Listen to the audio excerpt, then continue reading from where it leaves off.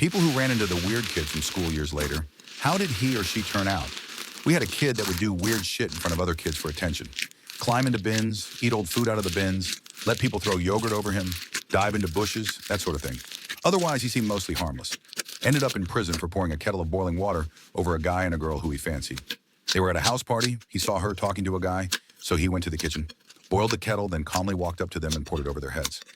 I'm not sure he had ever even spoken to her, but he was seemingly jealous that she was talking to another guy. Then after he was released from prison for that, he took his mother's car on a joyride with two of his mates, crashed into a car driven by an elderly couple, then ran off leaving his two mates dead and the elderly couple badly injured. I think he's still in prison for that. Not quite as bad, but we had another weird kid who would talk to no one and would spend all day drawing graffiti in a sketchbook, which he guarded with his life.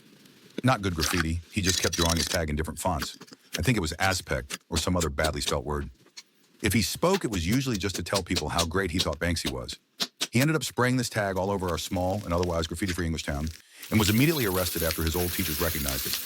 I think the sketchbook was used as evidence. He was then arrested a second time for spraying his tag on the side of the courthouse in front of half a dozen CCTV cameras. I bumped into him a year or so back, and he now works for a charity which runs a kids club in the next town over. He teaches kids how to skate and BMX, as well as running street art classes where they legally decorate the skate park with graffiti.